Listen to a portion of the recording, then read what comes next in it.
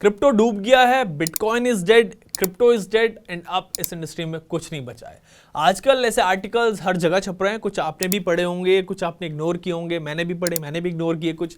वैसे FTX scam के बाद हर कोई क्रिप्टो एक्सपर्ट बन गया, दे क्लेम कि भाई अब क्रिप्टो का दी एंड हो गया है। और आज मैं आपसे इसी पर बात कर रहा हूँ। एक्चुअली चेतन भगत ने कभी आर्टिकल लिखा था, आपको याद होगा, पिछले हफ्ते, जिसमें वो कहते हैं कि crypto is now dead, crypto खत्म हो गया है। ये एक टॉक्सिक नॉनसेंस था जो कभी वापस नहीं आएगा। एंड इस आर्टिकल को लोगों ने पढ़ा भी, काफी ज्यादा शेयर भी किया। टीओआई में आर्टिकल पब्लिश हुआ था। चेतन भगत आप जानते हैं, बड़े पॉपुलर ऑथर राइटर हैं। अगर वो कुछ लिखते हैं तो उसका इंपैक्ट भी होता है। और व्यूअर्स ने भी उससे रिलेटेड कुछ सवाल पूछे, काफी सवाल पूछे इनफैक्ट। और इसीलिए आज उनके इसी आर्टिकल पर मैं आपसे बात करूंगा। इस आर्टिकल को एनालाइज करेंगे, जानेंगे कि क्या सच में क्रिप्टो खत्म हो गया है या फिर ये सब आर्टिकल जो आजकल आ रहे हैं ये बस ऐसे लिखे जा रहे हैं। बड़ा इंटरेस्टिंग वीडियो होने वाला है। कुछ ऐसा वीडियो होगा कि अगर कोई आगे आपसे कभी भी ये कहेगा कि क्रिप्टो इज डेड, क्रिप्टो खत्म हो गया है, तो बस उसे आपको इस वीडियो का लिंक भेज देना, उसको सबको समझ आ जाएगा कि डेड है या फिर बचा हुआ है। और इसमें मेरे साथ, इस वीडियो में मेरे साथ जुड़ेंगे बिटकॉइन फाउंडर काशिफ रजा, जिनसे हम जानेंगे कि क्या क्रिप्टो सच में डूब गया है या फिर यहाँ पर मतलब कुछ और कहानी चल रही है। Kashif well known crypto educator हैं, अपने यूट्यूब चैनल बिटकॉइन के जरिए क्रिप्टो इंडस्ट्री के हर कॉन्सेप्ट को आसान भाषा में समझाते हैं। आप उनसे ज्यादातर इस चैनल पर मिलते रहते हैं। सो चले काशिफ से बात करते हैं।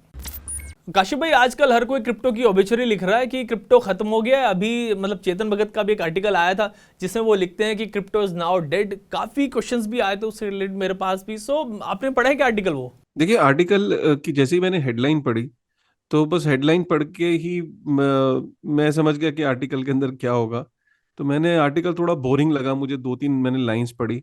क्योंकि ऐसा होता है कि जब ये आर्टिकल्स आते हैं तो ऑब्वियसली इनका भी एक टारगेट होता है कि एंगेजमेंट आए और लोग ज़्यादा से ज़्यादा इसको डिस्कस करें, शेयर हो। तो ये आर्टिकल सोच समझ के टाइमिंग्स के हिसाब से लिखा जाता है और without going into a lot of this thing. तो मैं समझ गया कि ठीक है, वो क्रिप्टो इज डेड। और मेरा ये मानना है कि क्रिप्टो पहली बार डेड नहीं हुआ है।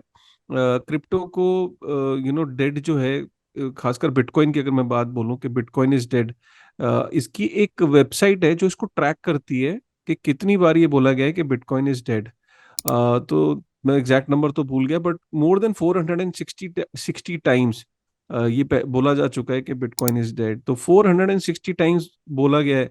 और पिछले आप देखो कि 2008 में वाइट पेपर आया था, आज हम 2022 में, तो 14 सालों के अंदर जब 13 साल हो गए। तो 13 सालों के अंदर 460 से ऊपर बार ये बोला जा चुका है कि बिटकॉइन इज डेड। बट वो ठीक ठीक है, वो आर्टिकल अपनी जगह है। जब भी बेरिश मार्केट आती है तो ऐसे आर्टिकल्स आते हैं, और फिर वो बुल मार्केट आती है, फिर ये आर्टिकल्स छुप जाते हैं और ये हेडलाइंस भी छुप जाती हैं। फाइन। पॉइंट ये नहीं है, पॉइंट ये नहीं कि आर्टिकल्स को हमें एक राइटर को पूरा राइट है, पहली बात उनका पूरा सम्मान है उनको, और वो बहुत बढ़िया लेखक हैं। उनकी काबिलियत पे कहीं भी कोई सवाल पैदा नहीं होता। उनकी बुक्स मेरे बुक शेल्फ पे रखी है। उनकी एक बुक है, अगर आप मुझे मौका दें तो, ये इस बुक ने मुझे बड़ा प्रभावित किया था।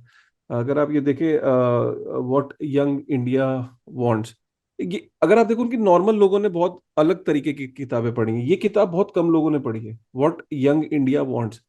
इस किताब को जब उन्होंने लिखा था तो इसमें कि एक हिंदुस्तान में एक नौजवान को क्या चाहिए, इस किताब को सुन के मैं बड़ा प्रभावित हुआ था कि यंग इंडिया की जरूरत क्या है। और मुझे इसमें एंटरप्रेन्योरियल स्पिरिट के बारे में बात करी तो मैं उनकी बहुत रिस्पेक्ट करता हूँ। लेकिन जरूरी नहीं है कि कोई भी लेखक हो उसको हर सब्जेक्ट फील्ड के बारे में इतनी नॉलेज हो।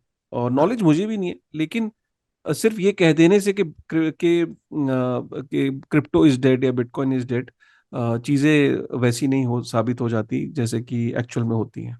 फाइन। सो आर्टिकल आपको बोरिंग लगा, बट मेहनत तो काफी की होगी चेतन ने उस पर। बट काशिफ भाई, कुछ और भी आर्टिकल्स मेरी नजर से ऐसे गुजरे, सो जिन लोगों की एक्सपर्टीज क्रिप्टो नहीं है, अगर वो ये आपको बताते हैं कि क्रिप्टो खत्म हो गया, डेड हो गया, भाई यहाँ पे कुछ नहीं बचा, तो आप उनको क्या कहेंगे? How would you react to such articles? जी देखिए, उनका जो कहने का पर्पस ये था कि one of the exchange is dead. So ये कहते तो उनका आर्टिकल बिल्कुल ठीक है। अगर वो ये कहते कि FTX इज डेड, 100% इसमें कोई डाउट नहीं है कि उनका आर्टिकल की हेडलाइन और आर्टिकल के अंदर वो लिखते कि हाँ एक FTX बहुत बड़ी एक्सचेंज है, वो $32 बिलियन की वैल्यूएशन होती थी, और वो एक्सचेंज डेड हो गई। बिल्कुल परफेक्ट है ये हेडलाइन। लेकिन एक एक्सचेंज के डेड होने से पूरा इकोसिस्टम डेड हो जाता है? नहीं, देखिए, पूरा इस इकोसिस्टम जो है 846 बिलियन का है। ठीक है। और ऑल टाइम हाई जब ये गया था, जब बहुत बुल मार्केट थी, तो ये 3 ट्रिलियन का था इकोसिस्टम। $3 ट्रिलियन। इकोसिस्टम छोटा नहीं है, छोटा आज भी नहीं है। $846 बिलियन का मार्केट कैप होना, उस $846 बिलियन के अंदर एक $32 बिलियन की कंपनी थी, ठीक है, जो कि वैल्यूएशन थी उसकी। वो $32 बिलियन की कंपनी आज जीरो हो गई, राइट। तो इससे ये पता लगता है कि $32 बिलियन, अगर हम $846 बिलियन की इकोसिस्टम के अंदर, इट इज नॉट इवन 5%। सो ये कह देना कि एफटीएक्स की वजह से क्रिप्टो डेड हो गया, I think this is not the right way to look at it.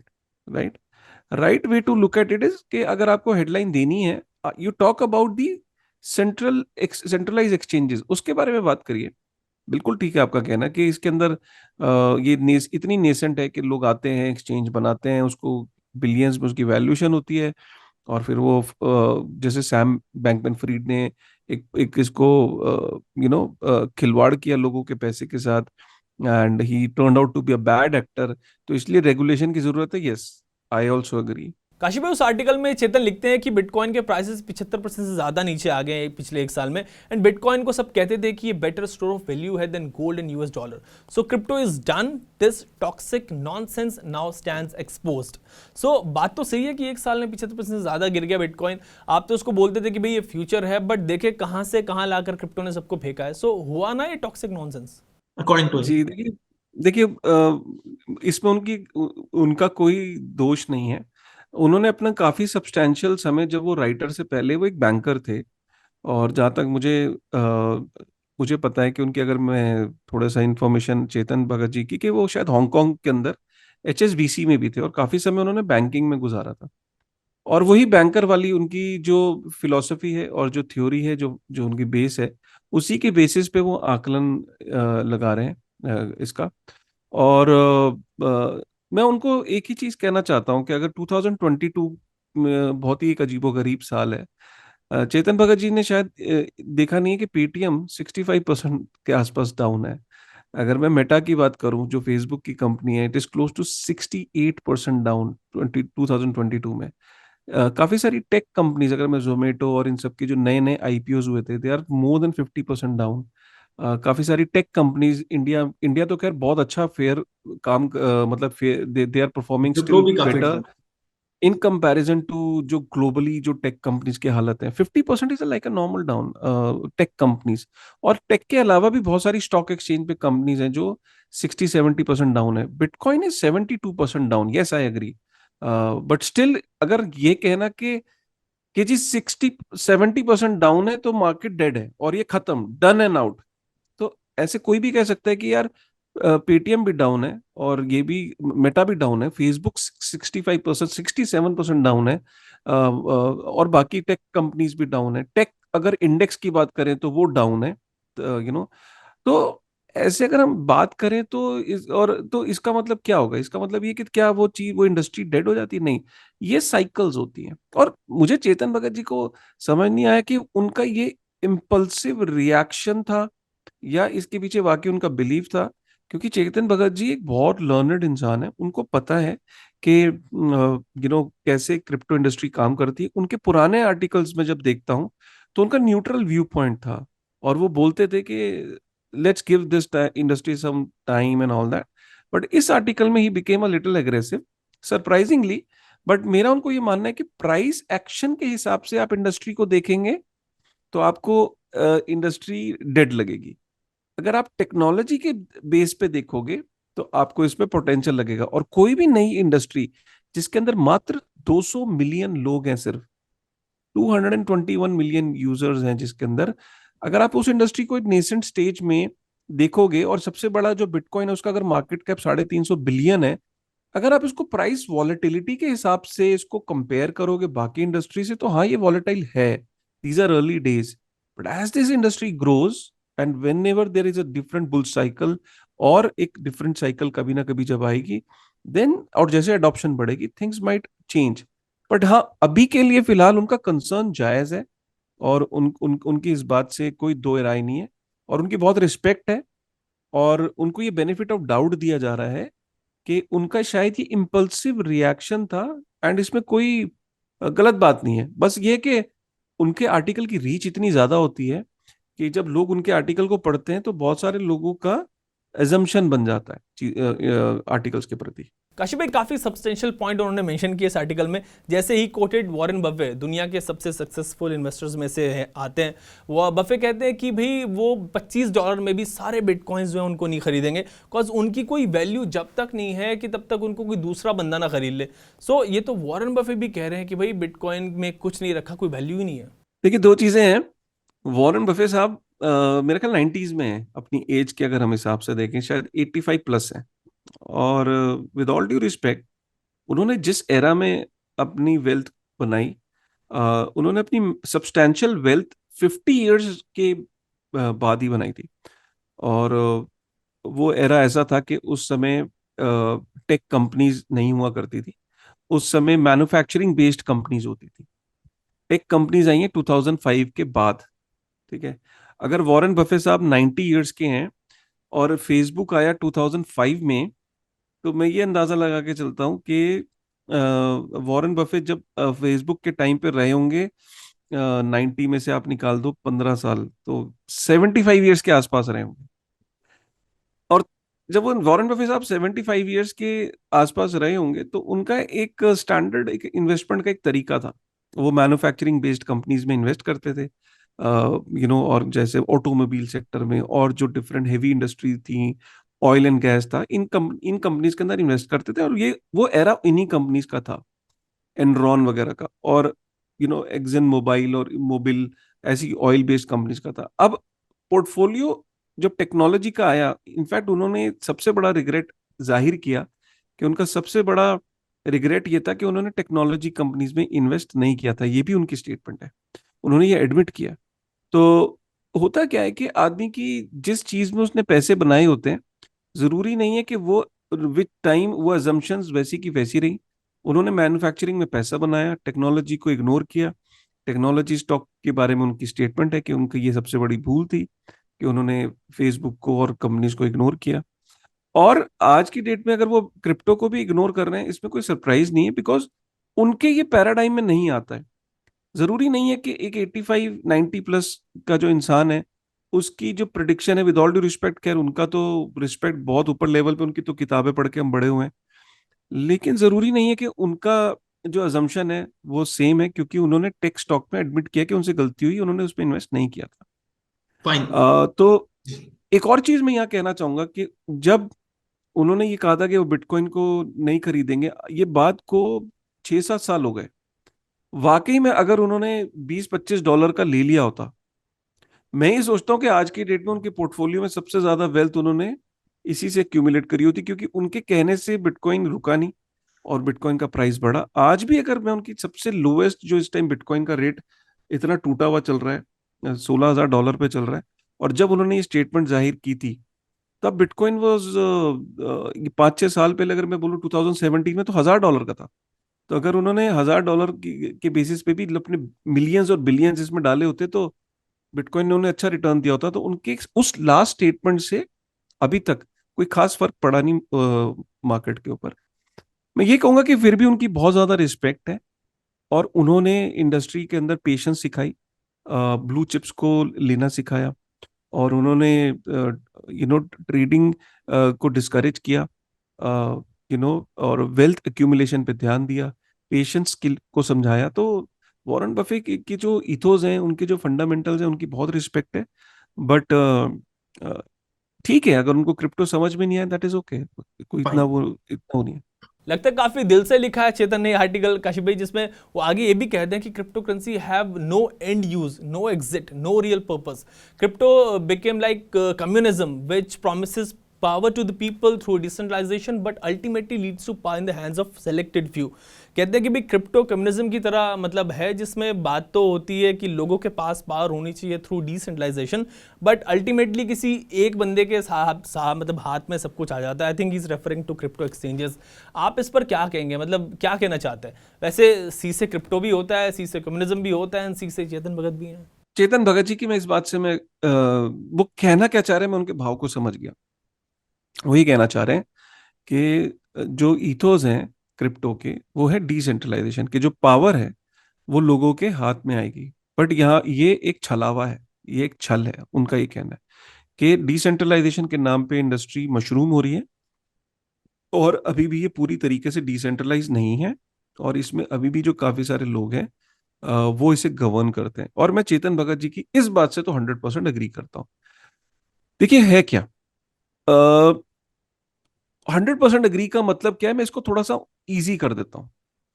अ, जब ये क्रिप्टो ग्रो कर रहा था, तो क्रिप्टो की शुरुआत हुई बिटकॉइन से। बिटकॉइन एक ट्रूली डिसेंट्रलाइज एक क्रिप्टो को जब हम बात करते हैं तो सबसे पहला जो टोकन आया, जो वो आया बिटकॉइन। बिटकॉइन एक पूरी तरीके से डिसेंट्रलाइज है, उसको कोई एक एक एंटिटी या एक फाउंडर या एक कुछ चंद लोग उसे गवर्न नहीं करते। उसकी जो नोड्स हैं वो लाखों में है, जो उसका लेजर है वो पूरी दुनिया में डिस्ट्रीब्यूटेड है, जो माइनर्स हैं वो पूरी दुनिया में डिस्ट्रीब्यूटेड हैं, और जो भी उसके अंदर डिसीजन लिया जाता है बिटकॉइन के नेटवर्क पे, वो लोग आपस में मिलके वोटिंग के थ्रू एक डिसीजन लिया जाता है। कोई एक आदमी नहीं ले सकता। कोई भी डिसीजन या कोई भी प्रपोजल अगर बिटकॉइन के नेटवर्क पे होना है, तो वो गवर्नेंस के थ्रू, वोटिंग के थ्रू होता है, राइट। और जो वोटिंग की पावर है, वो वोटिंग की पावर जो है वो नोट्स के, आप जब तक नोट्स की सहमति नहीं होगी, नोट्स वो है जो लोग अपने लैपटॉप या अपने घर से डेस्कटॉप को नेटवर्क के अंदर जिन्होंने प्रोसेसिंग पावर अपनी दे रखी है लैपटॉप्स के थ्रू, अपने डेस्कटॉप के थ्रू, जो कि वॉलंटियर्स हैं एक तरीके से, अब ये समझो वॉलंटियर्स। और ये जो नोड्स हैं ये लाखों में है, और कोई भी एग्जिट और एंट्री कर सकता है। इसमें कोई लाइसेंस की जरूरत नहीं है बिटकॉइन के नेटवर्क को ज्वाइन करने के लिए। आपको सिर्फ इंटरनेट का कनेक्शन चाहिए और लैपटॉप चाहिए, आपको सॉफ्टवेयर डाउनलोड करना है, बिटकॉइन की नोड बन सकते हो। कभी भी आप ऑफ कर सकते हो, कभी भी आप एंट्री ले सकते हो। तो ये जब तक ये लोगों की सहमति नहीं होती है, इतने सारे लाखों लोगों की सहमति नहीं होती, और जब तक वो प्रपोजल पास नहीं होता बिटकॉइन के अंदर कोई भी चेंज अगर करना हो, तो ये बिटकॉइन के नेटवर्क की जो पावर है, जो नोट से आती है, माइनर से नहीं, नोट से आती है। तो इनकी प्रपोजल जब तक पास नहीं होता तब तक बिटकॉइन आगे नहीं बढ़ता।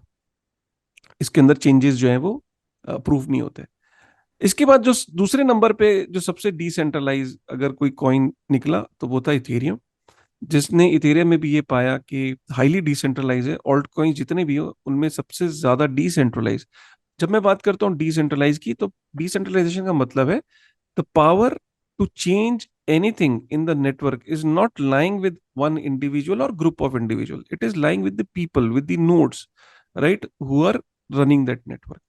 तो यहाँ पे भी आपका जो नोड्स हैं और जो गवर्नेंस के थ्रू यहाँ पे चेंजेस आते हैं। आप इससे अंदाजा लगाओ कि जो मर्ज था प्रूफ ऑफ वर्क से प्रूफ ऑफ स्टेक पे जाने के लिए, इस चीज को 7 से 8 साल लग गए इम्प्लीमेंटेशन में। मतलब ये डिसाइड तो तभी हो गया था कि हम 9 महीने में कर देंगे। जब इथेरियम का जन्म हुआ था, तो ये डिसाइड हुआ था कि 9 महीने बाद कर देंगे, लेकिन 9 महीने के वो 8 साल लग गए, क्योंकि 8 साल तक एक कंसेंसस नहीं था कि इसको ये टाइम आ गया कि नहीं आ गया।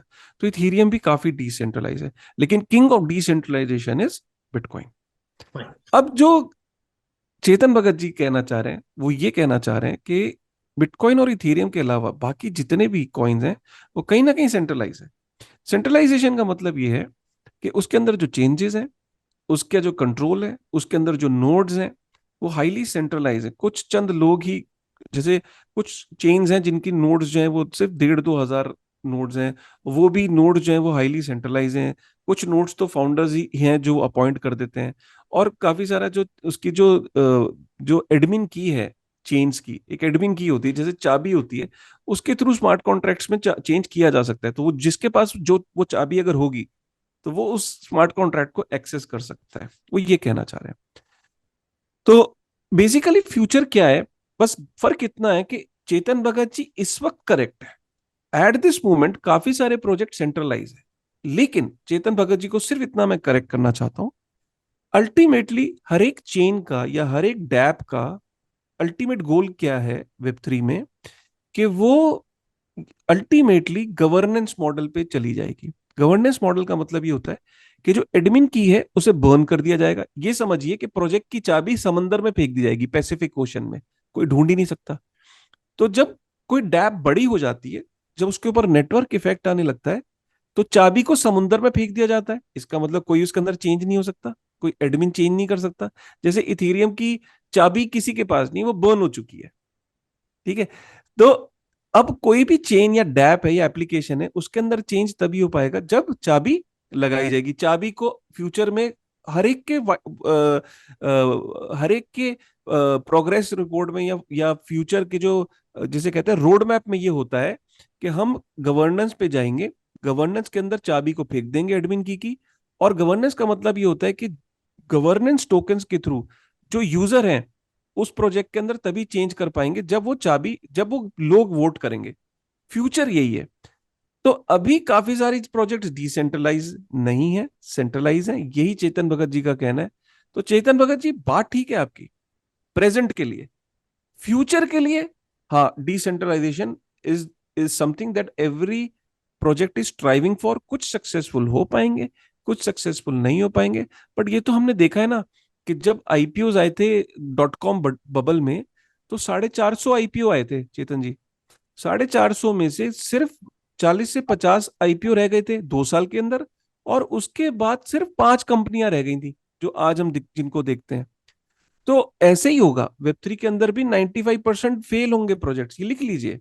और चेतन जी को पता है हर टेक्नोलॉजी बबल के बाद ये होता है, 5 से 6 कंपनियां रहेंगी, लेकिन जो 5 से 6 रहेंगी वो डिसरप्ट करेंगी। काशिफ भाई, इसमें एक इंपॉर्टेंट चीज चेतन लिखते हैं कि क्रिप्टो में हॉडल जैसे टर्म आते हैं, मतलब होल्ड करने के लिए जो हॉडल यूज करते हैं क्रिप्टो में, कि आप अपने कॉइन्स को होल्ड करते हैं, सेल नहीं करते। अभी वो होल्ड वाली टी शर्ट मतलब पहनते हैं अक्सर, हमारे साथ भी। सो चेतन सेज कि आखिर में सबसे ज्यादा लॉस तो उन्हीं लोगों को होता है मार्केट में। जो बिगेस्ट बिलीवर था कभी क्रिप्टो में, आज वो बिगेस्ट लूजर है। तो मतलब सही तो बात कह रहे हैं यार, क्या गलत है इनमें?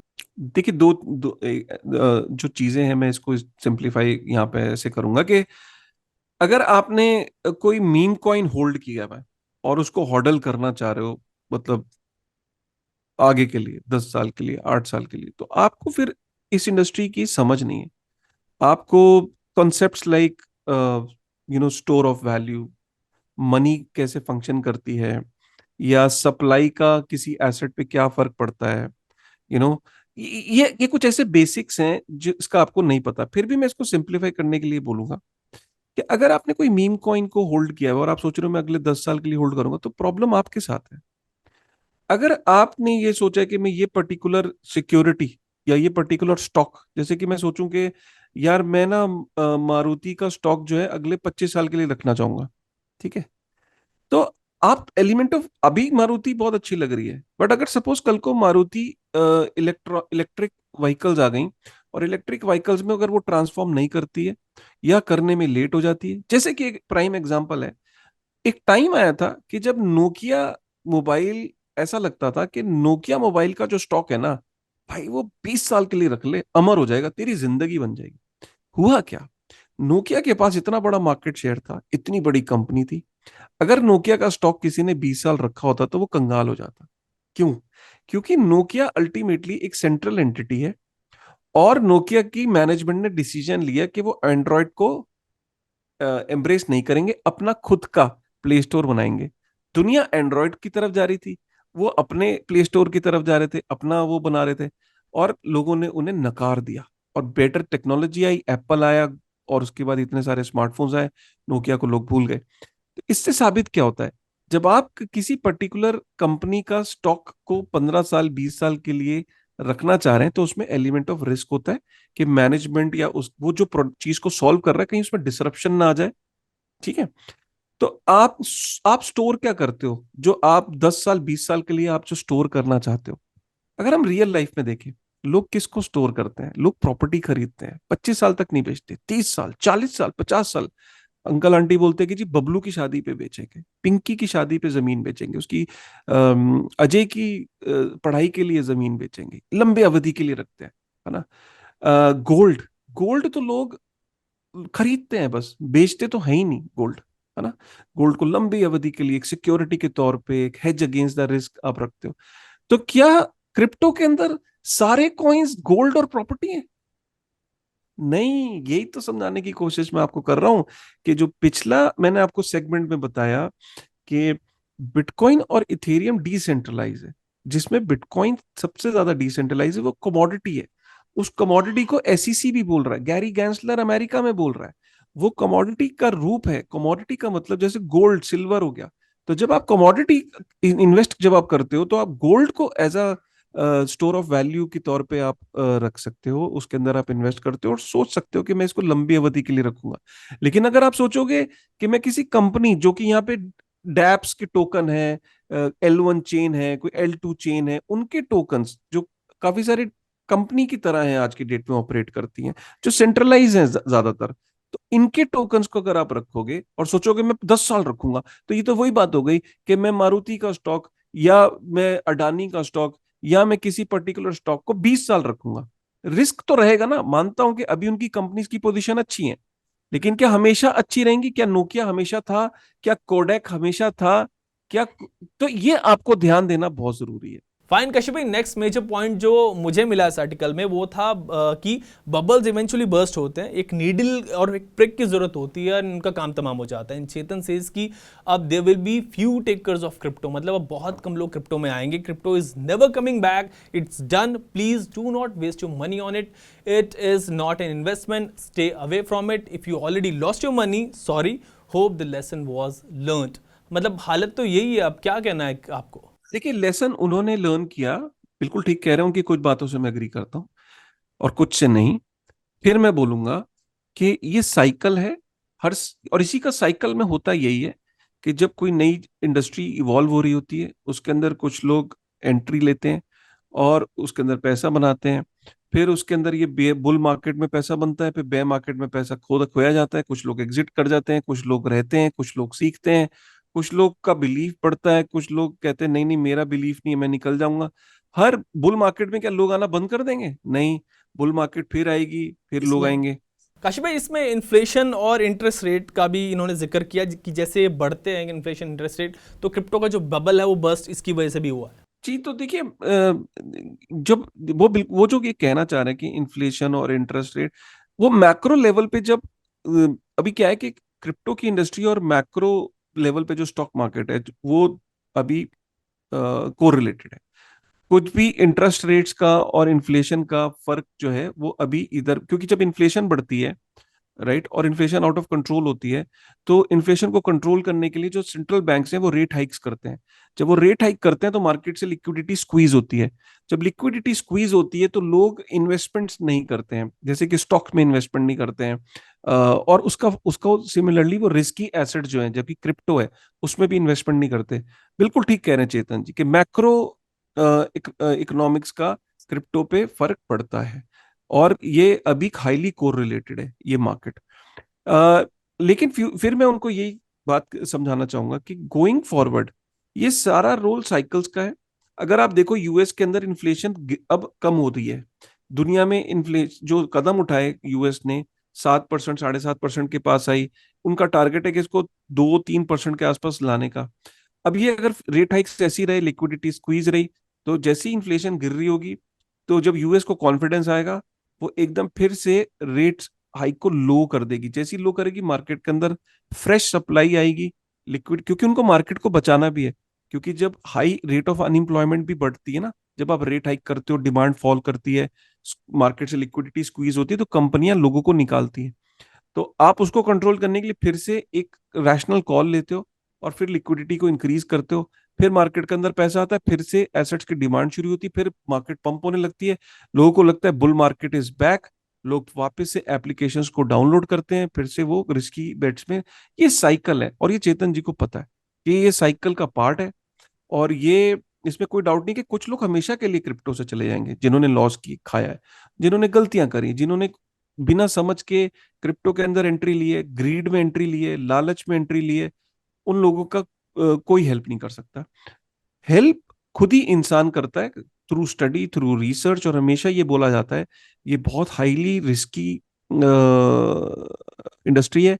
इसके अंदर आप अपने पढ़ाई का लोन उतारने के लिए अगर इन्वेस्ट कर रहे हो, आप बर्बाद हो जाओगे। माँ बाप का आपने इलाज के पैसे लगा दिए, आप बर्बाद हो जाओगे। शादी के पैसे रखे थे बहन की, वो लगा दिए, आप बर्बाद हो जाओगे। आपने लोन लेके डाला, बर्बाद हो जाओगे। दोस्त यार भाई जीजा जी से अगर लोन लेके पैसे डालें, बर्बाद हो जाओगे, गारंटेड है। क्योंकि जब इसमें बेयर मार्केट आती है तो वो 90% तक की करेक्शंस हो जाती हैं, 80% की करेक्शंस हो जाती हैं। उस समय आपको समझ नहीं आता है कि मैं क्या करूं। तो इस इंडस्ट्री के अंदर अगर आपको एक्सपोजर लेना है तो ऑल्ट कॉइन्स के अंदर आपको बिल्कुल एक्सपोजर नहीं लेना चाहिए जब तक आपको समझ ना हो इंडस्ट्री की। और अगर लेना है तो आपको बिटकॉइन और कित कित प्रति आप एक्सपोजर ले सकते हो। फिर भी ये फाइनेंशियल एडवाइस नहीं है और आपका चैनल कोई यहाँ फाइनेंशियल गुरु चैनल नहीं है। लेकिन फिर भी लोगों को एडवाइस यही है कि वो बहुत छोटा सा एक्सपोजर ले और डीसीए करें, जिसे कहते हैं कि एसआईपी के थ्रू, और अपने टोटल पोर्टफोलियो का 5% से ऊपर रिस्क ना लें। ये उनको समझना चाहिए। और जिंदगी में जो काम कर रहे हैं वो काम करते रहें। इंडस्ट्री ग्रोइंग इंडस्ट्री है, इसके अंदर अगर करियर बनाना चाहते हैं मोस्ट वेलकम है, बहुत अच्छा ऑप्शन है। लेकिन अपनी जॉब छोड़ के फुल टाइम ट्रेडिंग करना चाहेंगे क्रिप्टो में, बर्बाद हो जाएंगे। तो ये सीधी सच्ची बात है। चेतन भगत जी, मैं सिर्फ यही कहना चाहूंगा कि इंडस्ट्री के लोग ये चीजें समझते हैं, और इंडस्ट्री में कुछ अच्छे लोग हैं, अच्छे मीडिया प्लेटफॉर्म्स हैं जो जिम्मेदारी से लोगों को समझाने की कोशिश करते हैं। और मेरा यही आवेदन भी है कि सरकार को जल्द से जल्द कुछ ऐसे कानून भी बनाने चाहिए, कुछ ऐसे रेगुलेशंस बनाने चाहिए कि लोगों का नुकसान कम हो। मैं आपको बताऊं इसमें नुकसान कम होता, ये इंपॉर्टेंट, मैं इसको एंड करूंगा इस नोट को। नुकसान कम हो सकता था। चेतन भगत जी को ने नुकसान की बात तो करी। चेतन भगत जी, आप सोल्यूशन क्यों नहीं दे रहे हैं? आपको सोल्यूशन भी देना चाहिए। मैं कहता हूं कि सोल्यूशन इसका मैं आपको बताता हूं। जब गवर्नमेंट ने ये डिसाइड किया कि हमें 30% टैक्स लगाना है, बेसिकली उससे लोग डिस्करेज हुए। तो गवर्नमेंट ने एक तरीके से लगाम लगाने की कोशिश करी इंडस्ट्री पे। एक जगह चूक हो गई। हमने एक जगह से जब पानी को रोकने की कोशिश करी, ठीक है, हमने जैसे बांध के अंदर एक छेद को भरने की कोशिश करी, तो प्रेशर की वजह से दूसरी जगह बांध के अंदर दरार आने लगी और वहां से दूसरा होल खुल गया। वो दूसरा होल भी बंद करने की जरूरत थी। वो दूसरा होल क्या था? आपने लोगों को टैक्सेशन से डिस्करेज किया। काफी सारे लोग जो है वो इंटरनेशनल एक्सचेंजेस पे चले गए। और इंटरनेशनल एक्सचेंजेस पे जब लोग फोर्स हुए जाने के लिए, जैसे कि बाइनेंस और एफटीएक्स, एक सर्वे के अनुसार ये पता लगा है, एक एक इंडस्ट्री की रिपोर्ट है कॉइन गेको की, वो ये कहती है कि इंडिया 8th सबसे इम्पैक्टेड मार्केट है, जिसके अंदर करीब 1.5 लाख लोग थे जो एफटीएक्स पे गए थे। लाइक जो डेली एक्टिव, जो मंथली एक्टिव यूजर थे उसके। उससे क्या साबित हुआ कि ये 1.5 लाख लोग एफटीएक्स पे जब गए, ये बच सकते थे अगर देश में कानून कुछ इस तरीके का होता कि भाई ठीक है, हम इंडियन एक्सचेंजेस को प्रोत्साहित करते हैं कि वो यहाँ पे ग्रो करें, उनको लाइसेंस लें और यहीं पे वो केवाईसी और हमारे ये जो नियम है इनको फॉलो करें, और इंडस्ट्री के इंडिया के अंदर वो ग्रो करने देते, उनको प्रोत्साहित करते। यहाँ तक कि जो बाहर अगर कोई एक्सचेंज है वो इंडिया के यूजर्स को अपनी सर्विस देना चाहती है, तो उसे इंडिया के अंदर बेस बनाना पड़ेगा, यहाँ के कानून फॉलो करने पड़ेंगे, या यहाँ की कंपनी में इन्वेस्ट करना पड़ेगा एफडीआई के थ्रू। इस तरीके के कानून बनाने से क्या होता, लोग जो हैं वो इंडियन एक्सचेंजेस पे ही डील करते। आपने एक चीज, आपने आपने सिर्फ टैक्स पे फोकस किया। जैसे ही आपने टैक्स लगाया, लोग जो है इंटरनेशनल एक्सचेंजेस पे चले गए। और इंटरनेशनल एक्सचेंजेस लुभाती हैं, लुभाती कुछ इस तरीके से, क्योंकि एफटीएक्स केवाईसी नहीं करती थी। वहां पे जाने से लोगों को लालच आया और इस वजह से नुकसान हुआ। तो ये एक बहुत बड़ा लेसन है लोगों के लिए, तो है ही चेतन जी, मैं यहाँ कहूंगा। लेकिन रेगुलेटर्स के लिए भी एक बहुत बड़ा ये सिग्नल है। और रेगुलेटर्स को भी जगना चाहिए और उनको ये एक ठोस कदम उठाने चाहिए कि यूजर का अल्टीमेटली नुकसान ना हो। यूजर को डिस्करेज तो कर दिया, लेकिन वो डिस्करेज हुआ नहीं, वो शिफ्ट कर गया। इस शिफ्टिंग को अगर आप कंट्रोल करते और इंडिया के इकोसिस्टम को ग्रो करने देते तो नुकसान कम होता। एग्जैक्टली काशिफ भाई, यहाँ पर रेगुलेशन की तो बहुत ज़्यादा ज़रूरत है ताकि चीज़ें और क्लियर हो सके क्रिप्टो मार्केट में, लोगों के लिए, सबके लिए।